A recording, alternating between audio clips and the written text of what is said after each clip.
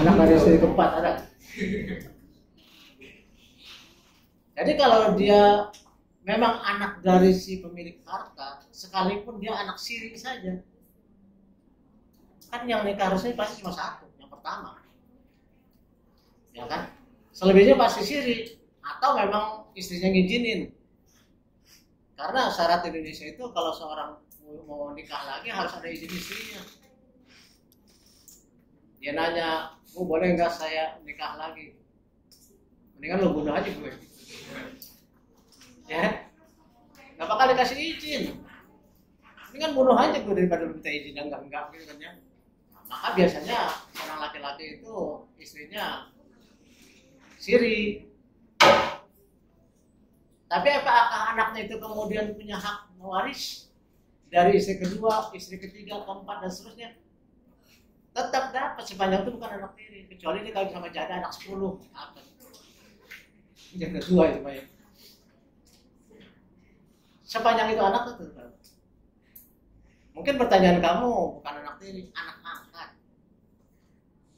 Anak angkat gimana? Ya, anak angkat. Seorang tidak punya anak, belum punya anak, sekian tahun lamanya, sering kan ya, lambat. Lalu dia ngangkat anak dari masih bayi. Setelah ngangkat, mancing kan biasa namanya itu. Ya dapat anak dia, 2 orang. Maka pertanyaannya, anak angkat ini dapat warisan nggak? Ya, siapa yang bisa jawab? Anak angkat ini dapat warisan nggak? Kalau anak yang 2, yang lahir kemudian dan anak kandung, itu nggak usah dipertanyakan, pasti dapat. Kalau anak angkat yang udah diangkat duluan sebelum anak-anak kandungnya lahir, berhak nggak? Enggak. Kenapa? Bukan kandung. Berhak nggak? Menganggap itu berhak atau enggak? Berhak. Kenapa?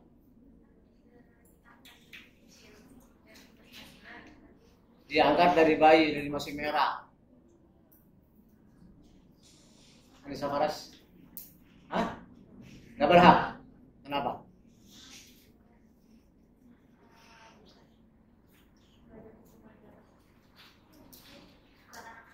Bukan anak kandung.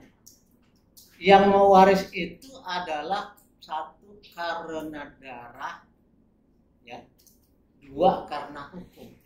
Karena hukum adalah perkawinan. Karena darah ya itu tadi anak-anak, itu berhak waris. Yang tidak, biarpun dia diangkat dari anak orok, tidak berhak.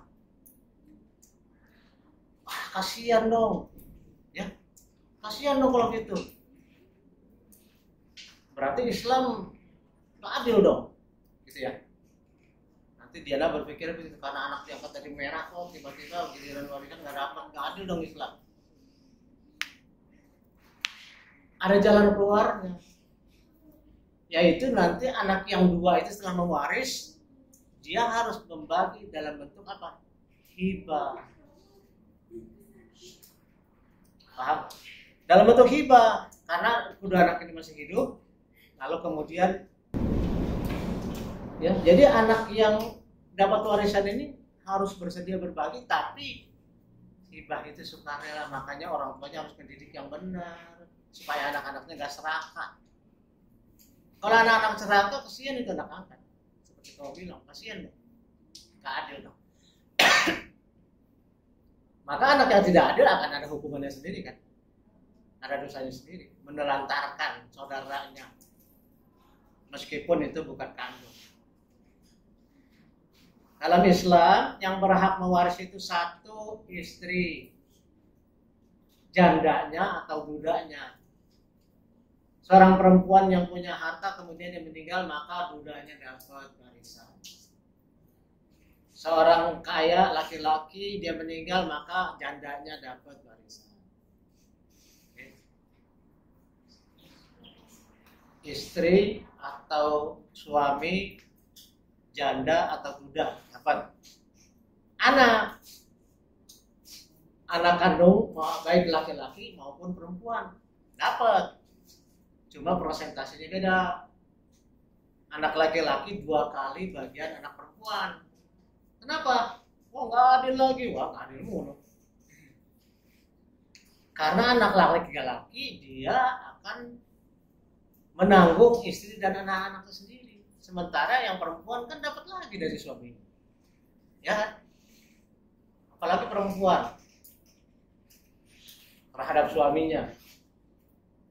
Uangmu adalah uangku, uangku ya uangku sendiri. Ya sejajan gitu. Begitu kan? Terhadap suaminya begitu, kata perempuan. Uangmu adalah uangku, uangku sendiri. Kalau apalagi istrinya kerja juga gitu, udah gaji suami diambil sama dia, gaji dia ya dia sendiri, suaminya nggak tahu. Nah, berarti perempuan memang dapatnya setengah dari laki-laki. Zaman sebelum Rasulullah datang justru perempuan nggak dapat apa-apa, nggak mau waris. Janda nggak mau waris, anak perempuan nggak mau waris, malah anak perempuan begitu lahir dikubur hidup-hidup. Seorang dapat anak perempuan dianggap dapat aib. Zaman sebelum Rasulullah. Berterima kasih. Kenapa? Gara-gara Rasulullah. Karena jasa Rasulullah, maka kamu sejajar di sini. Laki perempuan sama hak. Nah, dulu enggak. Malah orang yang dapat anak perempuan dianggap cemar namanya. Maka kemudian Umar bin Khattab sebelum masuk Islam, begitu dia tahu bahwa anaknya perempuan, ini istrinya rupanya diam-diaman selama ini. Umar itu kan seorang pedagang, dia suka jalan, jarang pulang gitu, jarum super, jarang di rumah, suka pergi. Begitu dia pulang, tahu dia, oh anaknya perempuan. Belum tahu dia. Suatu kali anaknya itu dianggap kan anak laki-laki, karena didandanin seperti anak laki-laki, diajak jalan, berburu. Di suatu tempat anak saya, Pak, pipis, gitu. Minta pipis. Lalu kemudian diturunin, lalu kemudian dibuka, wah cewek. Langsung mukanya merah. Merasa bayangan kalau punya anak perempuan tuh nanti dia dipersekusi sama masyarakat, dibully sama masyarakat, dihina sama masyarakat. Maka kemudian tanpa pikir panjang dia gali lubang. Pak bikin apa Pak? Ini bikin lubang untuk kamu main, namanya kolam renang. Buat kamu main. Begitu anaknya, udah masuk dong. Udah ini belum cukup dong untuk apa tinggi kamu. Anaknya masuk dengan polosnya. Begitu anaknya masuk dikubur hidup tanpa rasa kasihan. Makanya kemudian Umar setelah masuk Islam nyeselnya minta ampun. Menyesal sangat oleh karena dia waktu masih jahiliyah pernah mengubur anaknya hidup hanya karena anaknya perempuan. Nah dalam hal ini juga saya ingin menjawab. Kalau misalnya kamu ada pertanyaan, kok Rasulullah istrinya banyak? Sampai 9. Kenapa? Apakah Rasulullah seorang yang hyper? Bukan, itu dalam rangka mengangkat derajat perempuan. Rasulullah pemimpin tertinggi, panglima perang. Rasulullah jalan satu-satunya untuk mengangkat harkat dan harga diri perempuan adalah dinikahi. Betul nggak? Karena dengan diangkat sebagai istri berarti dia menjadi ummul mukminin, ibunya orang-orang beriman, derajatnya tinggi dan diharamkan siapapun juga setelah Rasulullah wafat menikahi istri-istrinya, nggak boleh lagi. Karena apa? Turun lagi derajatnya nanti. Dan istri Rasulullah itu kebanyakan budak, janda tua. Yang istrinya itu masih muda hanyalah Siti Aisyah, satu-satunya. Yang lain itu janda tua, negro lagi. Iya, budak hitam dari Afrika dibebaskan dalam rangka apa? Meninggikan derajat perempuan. Dalam Islam itu tidak ada derajat berdasarkan ras. Biarpun hitam, biarpun budak, diangkat, dibebaskan, bahkan dijadikan istri dalam rangka mengangkat harkat derajat. Janda zaman dulu tuh kagak dihargai, bahkan perempuan itu bisa diperjualbelikan, bahkan dibunuh perempuan. Nih kadang-kadang kita lihat otak zaman dulu itu sebelum Rasulullah kan terbolak balik. Dia lahir dari perempuan, dia nikah butuh perempuan, punya anak perempuan malah dianggap aib. Kan terbolak balik di pikiran. Makanya disebut zaman jahiliyah, zaman aneh, ya kan? Dia kalau bukan dari perempuan bisa lahir dari laki-laki, ya kan? Kan nggak bisa. Dia juga lahir dari perempuan, dia juga butuh perempuan. Masa dia mau sama lady boy? Dia nikah kan bukan sama lady boy, nggak bakalan dapat anak loh sama lady boy ya. Selesailah generasi, nggak ada penerusnya. Maka dengan perempuan, lo kenapa punya anak perempuan kok malah dibunuh? Itulah disebut zaman jahiliyah. Oke, jadi yang dalam Islam yang berhak mewaris satu, istri atau suami, kedua anak laki-laki dan perempuan, tiga orang tua kalau masih hidup. Jadi jika seseorang itu wafat, dia meninggalkan banyak harta dan dia masih punya orang tuanya dapat. Ini kalau zaman sekarang ini begitu seseorang wafat yang dipikirin kan anak-anaknya doang. Ini kesalahan. Orang tua harus dapat bagiannya selama dia masih hidup. Ketika anaknya itu wafat dan meninggalkan banyak harta, kalau ninggalin utang doang gimana? Ya anak-anak boro-boro ninggalin harta, malah ninggalin utang. Ya kewajiban juga Anda punya orang tua, punya harta banyak, Anda baru mewarisi harta kan?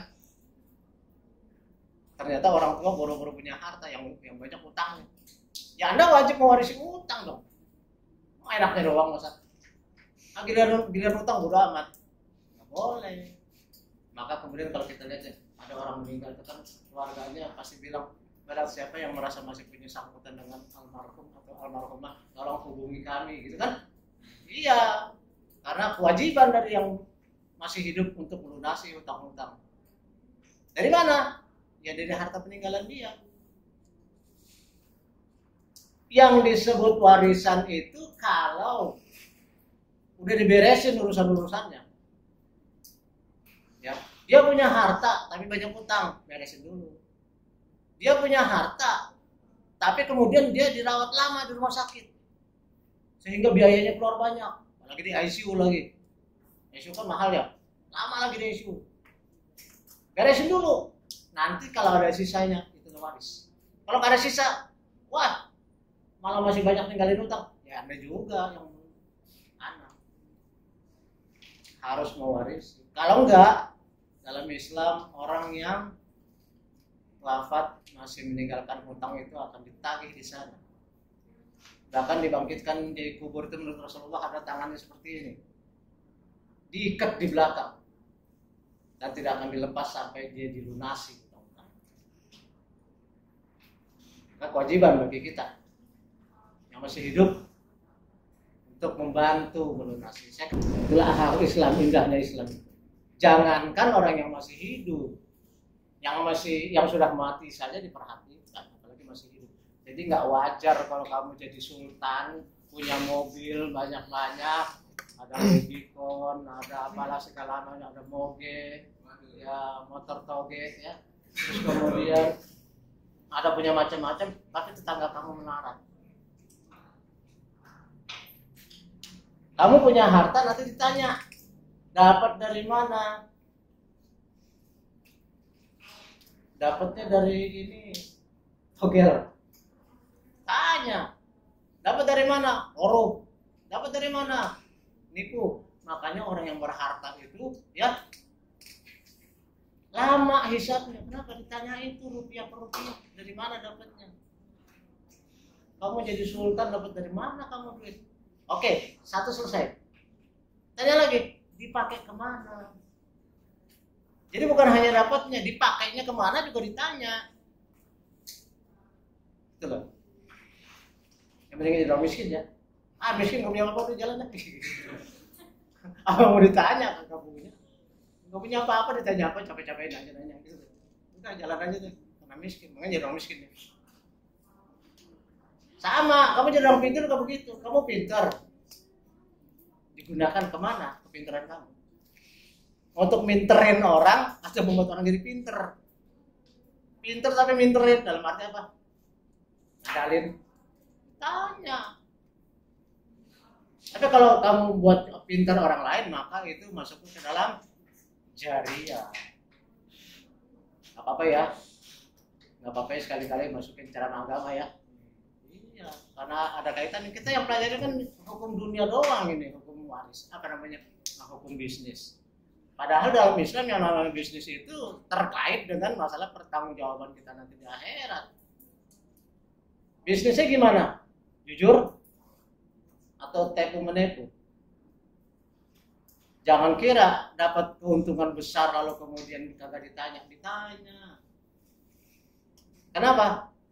Karena dalam Islam, "Wa may ya'mal mithqala dzarratin khairan yarah wa may ya'mal mithqala dzarratin syarran yarah." Artinya apa? Barang siapa melakukan kebaikan sekecil apapun akan ada ganjarannya, dan barang siapa melakukan kejahatan sebesar apapun akan ada. Jadi hati-hati dalam berbisnis juga ada tanggung jawab.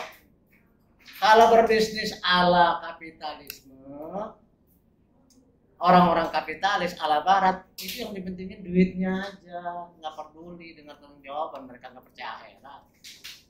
Makanya kemudian ada riba, ya kan? Ada riba, pinjam 1 juta, nanti kemudian dipulangin 1.200.000, dicicil 10 kali 120. Ntar kalau lagi nggak bisa bayar akan ada bunga, akan ada denda keterlambatan. Lama-lama utang 1 juta bisa 10 juta. Itu orang kapitalis cara nyari duitnya kayak gitu. Orang Islam enggak. Islam, kamu utang 1 juta ya tetap 1 juta. Tidak boleh ada apa-apa lagi. Nggak untung dong. Keuntungannya karena keimanan kamu. Nanti ada keberkahan. Apa itu berkah? Hati tenang, nggak rusuh, tentrem sama keluarga, nggak ada cekcok. Mohon maaf ya, sekarang ini lagi berperkara gara-gara apa itu, penganiayaan anak. Ya, kamu lihat itu dalam bahasa Jawa, anak polah bopok keprada. Artinya apa? Anak banyak tingkah, bapaknya yang susah. Betul nggak? Bapaknya jadi kebongkar. Masa pegawai yang eselon 3 jabatannya bisa punya uang yang sampai puluhan miliar? Sultan banget. Saya juga eselon 3 dulu. Nggak sampai 20 juta gaji saya. Boro-boro sampai miliaran. Ya. Lalu kemudian apa? Diusut. Dari mana uang kok pegawai cuman level eselon 3 bisa punya uang sekian banyak? Tadi siapa yang udah dapat warisan lagi? Orang tua. Golongan berikutnya yang juga dapat warisan adalah saudara-saudara kandungnya. Si A meninggal punya sekian saudara, perempuan maupun laki-laki, dapat juga. Berarti banyak ya. Coba siapa aja tadi? Nisa. 1, istri atau suami. Lalu anak perempuan maupun 3, orang tua, ya, saudara. Itu ahli waris itu. Cuma kalau zaman sekarang ini memang kebanyakan orang begitu dapat waris, anak-anaknya doang yang dapat. Seharusnya ada lagi yang lain dapat juga bagian. Meskipun prosentasenya beda-beda. Ada ketentuannya juga dalam Al-Quran. Istri berapa, janda duda berapa, anak berapa persennya, ya, orang tua berapa, saudara berapa, semua dapat. Anak angkat tidak mewaris. Jangankan anak angkat, anak kandung aja, kamu misalnya Nur Hayati diangkat sama seseorang, bin Bedu, nggak boleh. Kamu pakai harus nama orang tua istri kamu, nggak boleh nama angkat. apalagi suami. Ya. Diana dapat suami Bambang, Diana Bambang nggak boleh. Diana Bambang nggak boleh, harus nama orang tua kamu. Ya, nggak boleh nama suami. Karena ada pakai nama suami, nggak boleh. Nama orang tua angkat juga nggak boleh. Oke, next itu hukum perorangan. Yang kedua, hukum benda. Hukum benda adalah mengatur tentang benda pada umumnya, macam-macam benda, hak-hak kebendaan, dan juga hukum waris.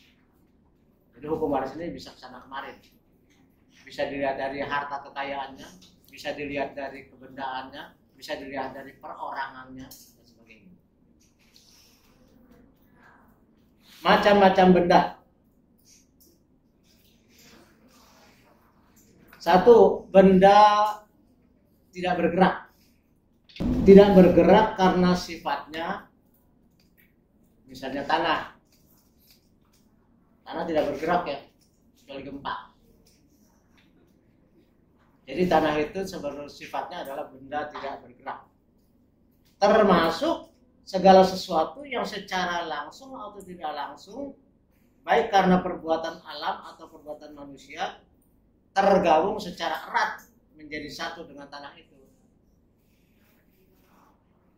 Ya misalnya tanah kan di atasnya ada kebun, gitu kan. Mungkin di atasnya ada sawah. Nah, itu masuk dalam pengaturan tentang hal-hal itu, masuk ke dalam hukum benda tidak bergerak. Karena fungsinya terkait dengan tanah. Contohnya juga rumah di atas tanah tersebut. Berarti rumah maupun pepohonan yang tumbuh di sana termasuk dalam benda tidak bergerak. Benda tidak bergerak. Itu berdasarkan sifatnya. Ada juga benda yang tidak bergerak karena tujuan pemakaiannya. Benda tidak bergerak karena tujuan pemakaiannya. Yaitu segala apa saja yang tidak secara sungguh-sungguh digabungkan dengan tanah atau bangunan, namun dimaksudkan untuk mengikuti tanah atau bangunan itu. Misalnya mesin untuk pabrik. Jadi mesin untuk pabrik itu tergolong ke dalam benda tidak bergerak karena tujuan pemakaian. Ya. Yang ketiga adalah benda yang tidak bergerak karena ditentukan oleh undang-undang. Yaitu segala tagihan atas suatu benda tidak bergerak. Jadi tagihan-tagihan atas benda-benda yang tidak bergerak itu juga termasuk ke dalam benda tidak bergerak. Terus kemudian tadi benda tidak bergerak ya. Sekarang benda bergerak. Suatu benda dapat tergolong benda bergerak karena sifatnya atau ditentukan sendiri oleh undang-undang. Yaitu satu, suatu benda bergerak karena sifatnya ialah satu benda yang tidak tergabung dengan tanah. Benda tidak tergabung dengan tanah. Misalnya perabotan rumah. Kan di rumah itu ada macam-macam perabot, mulai dari katakanlah furniture, televisi, tempat tidur furniture, apalah benda-benda yang tidak terkait dengan tanah. Kalau tadi kan mesin terkait dengan tanah. Jadi perabotan rumah itu termasuk ke dalam benda bergerak. Yang kedua, benda bergerak karena ditentukan oleh undang-undang. Yaitu segala tagihan yang mengenai suatu benda bergerak.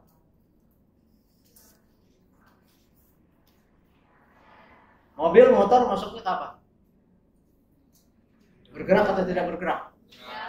Bergerak. Bukan karena mobil bergerak ya.